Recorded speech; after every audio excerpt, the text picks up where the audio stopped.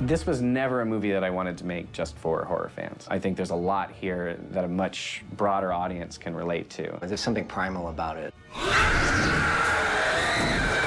It's just really disturbing.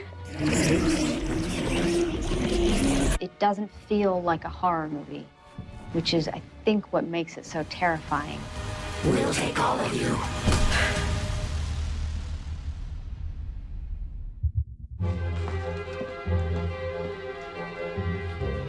Well, I think people like seeing scary movies because the first emotion that we all experience as human beings that we can remember is fear. It transcends culture, it transcends geography. The great thing about horror movies is that it taps into that fear, that very primal kind of young fear that we have, and it lets us experience it in an environment that we know intellectually is perfectly safe. Who are you? I think it's just sort of in the brain where we like to be stimulated by something scary, and it's an adrenaline rush, and we like to be shocked by things. Stop it. Everyone has this mortal fear or fear of the unknown. It's sometimes fun to exercise that fear. That's where we died. When I kind of got into it and really started to dive into the genre, for me it was like, well, this is a chance to confront something that scared me as a child. Get in here. When Jeff Howard and I started to kind of first approach the script, I was really, really fascinated by the idea of this family, that there was a single mother who had 2 daughters, and their whole life was kind of built around trying to contact the dead. Is there a presence here with us? It's a very normal story about 2 young girls trying to grow up without a dad in a time where that wasn't the norm. Is what really spoke to me about this movie was this idea of loss and grief and what that means to lose someone, and the idea of being able to find them again. We can talk to Daddy again.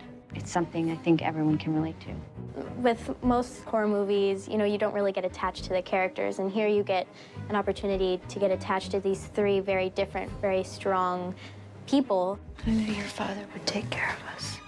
And I think you really have to buy in when you're watching a horror movie that the relationships feel real and that the reactions feel real when the supernatural force is introduced to the family unit, that the unit reacts like your family or my family would.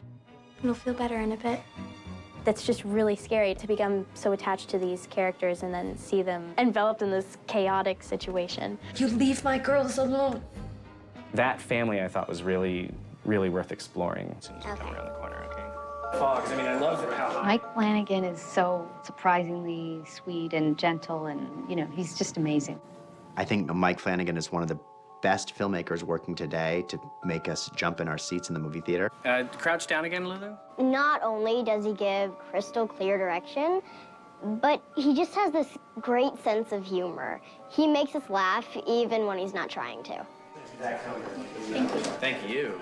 As a director, he is so great for the actors as well, just because he's so specific and he's so honest, which really helps. And he gives you a specific vision, and you as the actor also have some freedom to interpret that vision and, you know, do what you want with that. He comes from an editing background, so he knows what he's after, and he explains it to you very simply and elegantly. So it's been a really good way of working, and I've been very impressed with him.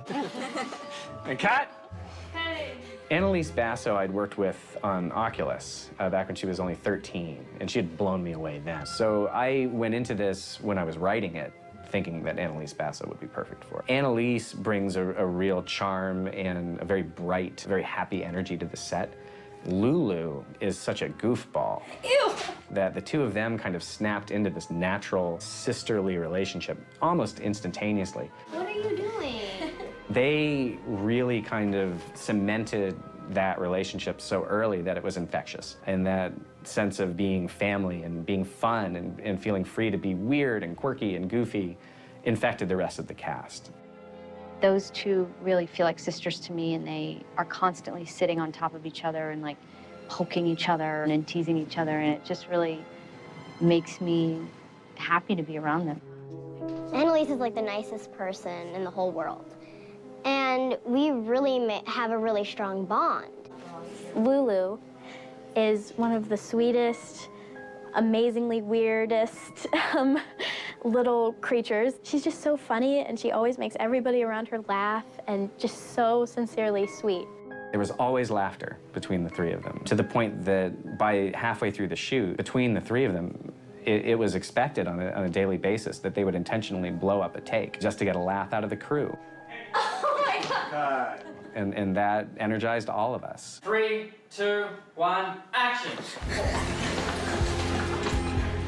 The stunt work in this movie was particularly challenging because a lot of it had to be accomplished within this actual house. We have characters flying through the air, flying up against walls, flying up and down stairs, dangling in front of the foyer. We had to do that in the actual space. As much as we could, we wanted to use our actual actors. In this quest for authenticity, we really wanted it to be Annalise and Elizabeth and Lulu, you know, really getting to do these things. Action!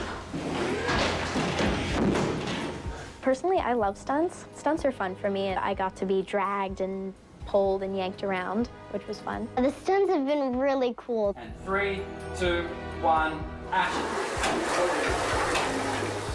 The first one I did, I had to do a back bend, which was crazy because I'm not very flexible at all. It was really new, and I was a little nervous, but not very much. When you're shooting in such a confined space, you know, that can be really, really hard to navigate. So I was really impressed with our stunts team and with our cast for being able to pull those things off. The appearances of these creatures and these ghosts are so spread out and so brief. We wanted them to make the maximum amount of impact. And having someone like Doug means that you'll see him for 3 seconds on screen and you will not be able to forget that image. When you show up on set in a makeup like that ghoul makeup is, and I have these stark contact lenses in, and this dark, dark, dark skin. When that walks onto a set, you become the conversation piece. When you're dressed like that, and you're made up like that, you always tend to worry about the child on the set. When I first saw him, I was thinking, this is very odd. I didn't know that he would be able to talk, but he did. And when the first word came out of his mouth, and I was like, oh, he seems pretty nice. Little Lulu was the sweetest, most bright-eyed, like, wow, hi. So I was like, oh, girl, you're doing better than I would at that age. I'll tell you that much for sure. We approached this as though we would have approached any period drama about a single mother and her daughters. That was our first priority. You have to find your sister. The scares and the horror elements, because of the attention paid to that, I think land even more. And I think when you set a horror movie in period, you buy in much more to what's happening. It's like that slow burn of not expecting where it's going and just feeling deeply personal. Stop it. And I think that that's what sets this one apart from a lot of other horror films, because there's so many more elements than just being scared. What horror can do, it can empower people, where you go home from watching a horror film and you're ready to tackle the demons in your own life. For me, I'm always going to be more excited about a project if it feels real, if the characters feel grounded, if we can take our time and not just throw scares in there for the sake of scares, so that by the time we really do turn on that gear, it means something. And these characters are characters we don't want to see hurt, we don't want to see them die. Then I think you've got something special.